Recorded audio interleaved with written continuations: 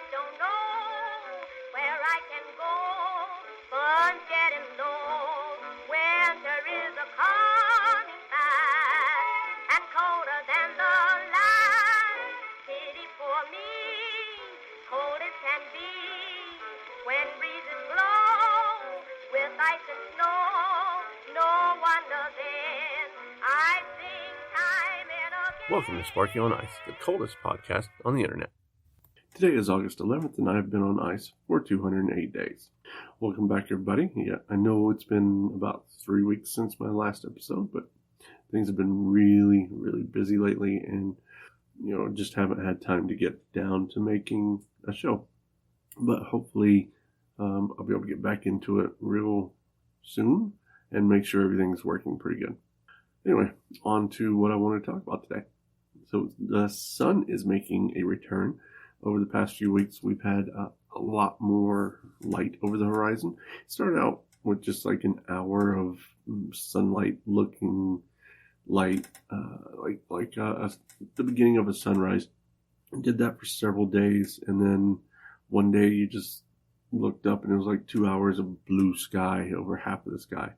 And then again, it's 2.5, 3 hours of blue sky over the entire sky, and you can see the mountains, and you can see the ice shelf, and the ice did finally form over the sea. So we do have, we are iced in at the Myrtle Sound, so that's a plus. But it's really, really late this year, which means no ice pier. But we talked about that earlier. But yeah, you're about a week away from sunrise, and it is really, really encouraging to see sunlight again. I mean, it's been dark for a really long time, so I'm glad to see it. I didn't think I would actually ever say I'm really glad to see the sun, but it's really, really a nice thing to see after so long. And with sunrise comes weather changes. So winter can be pretty harsh here. When we get down to negative 30s, negative 40s, and that sucks. And the wind blows. But the problem with the sunrise is now you've got this change in atmospheric temperatures and all these things that are changing with the weather, which also means really bad storms are on the way. Probably some con ones coming up soon, because we also get snow when it warms up. It's one of the only times we actually get snow is when it's above negative 10, and the closer it gets to freezing, the more likely we already get snow. We get snow, we get wind. Can't see anything, they call a con one. But it's not all good. We did have some pretty cool temperatures the past couple weeks. There was one day it got down to negative 40, and the wind chill was at negative 72. And honestly, that is just cold. Don't know if you've ever felt anything close to that, but negative 40 is frost nip in a few minutes. You don't want to be out in that very long without some sort of protection. It is cold. And then you throw in a negative 72 wind chill, and it's just unbearable. You don't want to be outside at all, even with good gear. So, yeah, it's going to be an interesting couple weeks coming up. We've got some morale-boosting things going on right now because, we are at the end of winter, and everybody's getting the winter brain going on, and everybody's kind of grumpy. So one of the things we got going on is the Pinewood Derby. Yeah, just like from the Scouts. We had a couple dozen Pinewood Derby things that were shipped out, and this is the first time they've ever done this, so we'll see how it goes. It should be interesting. I did build one. I cut my block of wood into about 1/5 the original height, and it's the same length, and then covered that in some heat shrink to make it nice and aerodynamic. Then I glued down a magnet to the top so that I can add and subtract weight as necessary in order to make the weight cutoff, which is 8 ounces. And, I shaved down the wheels and made those as friction-free as possible. Some other tricks I found online that I'm doing. And I'm hoping to really have a reasonably fast car so that I can at least give competition. I don't know if I'll win, but it'd be nice that if I could at least give competition. And I call it the Magnetic Gravity Drive car. So we'll see how it goes. Should be fun. I'll put a picture of that. I'll probably make that the show picture so that everybody can see it, because it's kind of neat looking little car. And we also had the 48-hour film fest. Now, the 48-hour film fest is this concept where the Antarctic stations make a movie over the period of 48 hours. So basically, we get a long weekend and we make a movie during that time frame. You don't have to make a movie. It's just one of those extra things. And every year, they have the same categories of things that have to be in the movies, but the things change. So this year's requirements were, they're an action, an item, a famous quote, position on station, and a sound. So in this year's items were a swinging an ice axe, a ball, the quote, "That's not a knife, this is a knife," a scientist, and a vehicle horn. So yeah, got to be pretty creative to get those in your videos, depending on what your plan for your video is. Sometimes they just get together and throw together a quick video. It's kind of neat.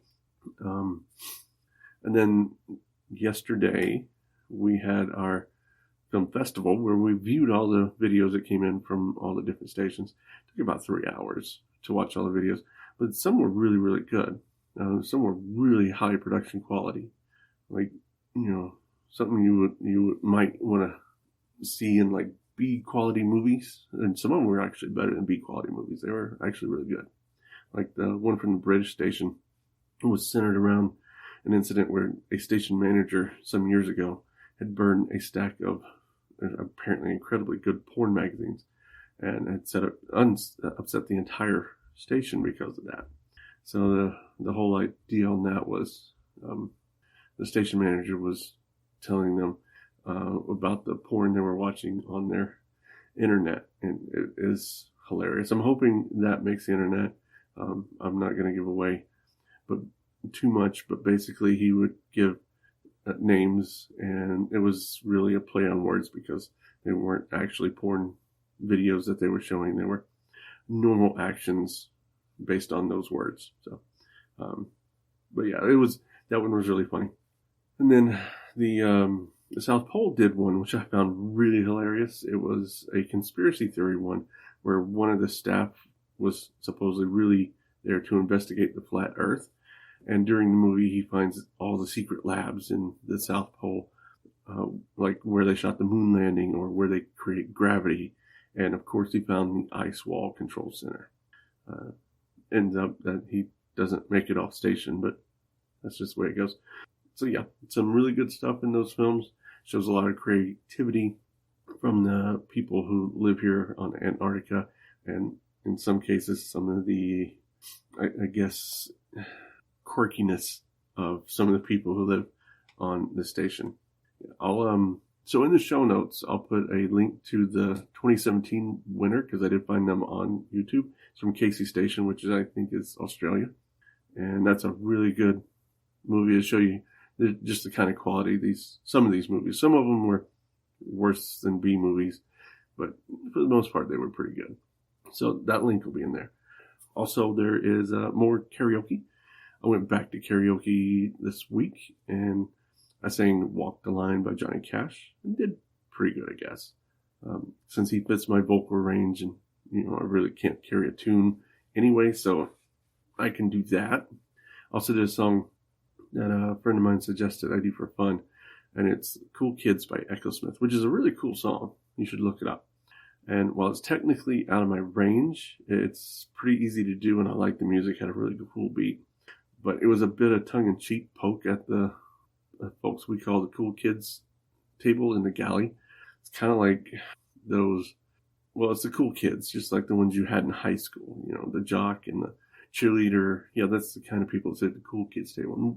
I never was a cool kid, so we sit down in the pit.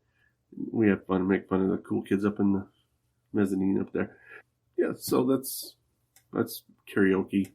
And then I did another song with the same guy who suggested that, and it was Breeze Blocks by Alt J, and I agreed to be his backup singer on that. And I'd never heard the song before, so he had to kind of coach me on what I needed to say and how to do it.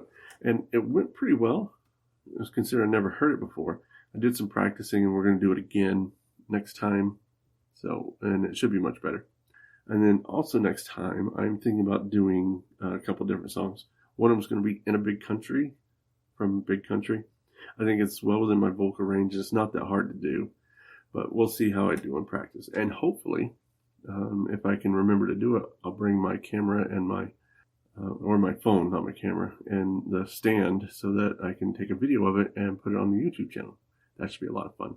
Well, as much fun as we have on station, there are always problems. We had some major issues the past couple weeks, which is why I've been so busy. One of the things that happened was the hot water tank in 208 sprung a leak. This is like a 500, 600 gallon tank, and it's the main, obviously the hot water source for building 208, which is a pretty big building. It's 3 stories, and it houses a lot of the, I guess what we would call important people on station. It's where the cool kids live. And so they were out of water for about a week while they got it replaced because we had those super cold temperatures in the middle of it. And the equipment they were using to take the old tank out, put the new tank in, froze while in the middle of taking the old tank out. So yeah, that's how cold it was. That was that day. It was negative 40 outside. Yeah, it just froze, and they almost didn't get the old tank out. And it would have been a mess because the door was still open.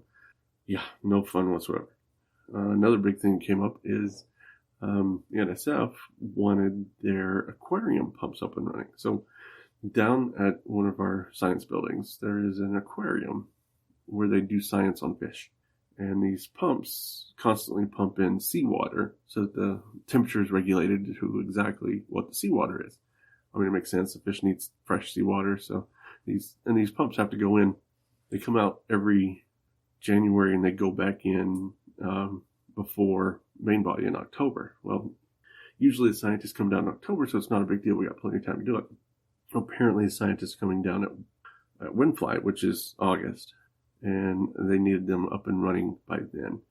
And the problem is they had to replace the pumps this year. So we got all new pumps, all new wiring, and there was so much going on with this because the pumps aren't the right size they're bigger, so they need bigger wires. We had to replace a bunch of wires and all this other stuff to make these happen. And there was all this testing that needed to do before they went down the hole. And then we finally got all that stuff done. And this was the same week that the hot water tank ruptured. And so the plumbers had to deal with that and these pumps. We had to deal with the pumps, and we had heat trace issues all over campus, all over station because of the cold. And just run around like crazy. And I'm kind of looking forward to summer because there's no heat trace issues in the summer. It doesn't get that cold. And on top of that, the furnace in one of our buildings is broken, like almost unfixable broken. And it's one of our main buildings. They're working on it, trying to find a workaround for that, but they're getting to it. The guys that work on our furnaces are really good at what they do 99% of the time.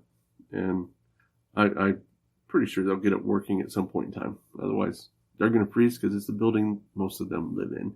And then this morning, we did have a short power outage.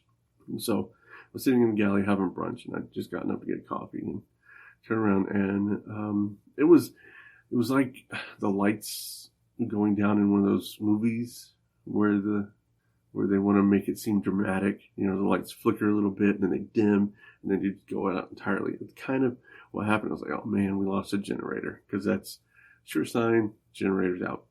Well, I was almost right. What happened was the wind.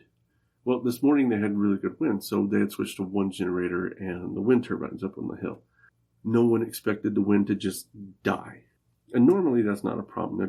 There's a power store up there which has enough energy stored to give them a few minutes to go turn on a generator, because there's always someone working at the power plant. But for some reason, the breaker for that power store had tripped, and there was no power being stored. So we had a 2 or 3 second power outage this morning. All it really did was interrupt internet for a couple minutes while everything reset. And then we had to run around today and check all the things that we have to check when the power goes out. We have to check the lift station and heat trace breakers and all these other things that have to be looked at when something like this happens. So, yeah, that made for a fun Sunday. But that's just part of our job down here. It's what we do. And Windfly is in a week. So Windfly is short for winter flight. And basically, it's the end of winter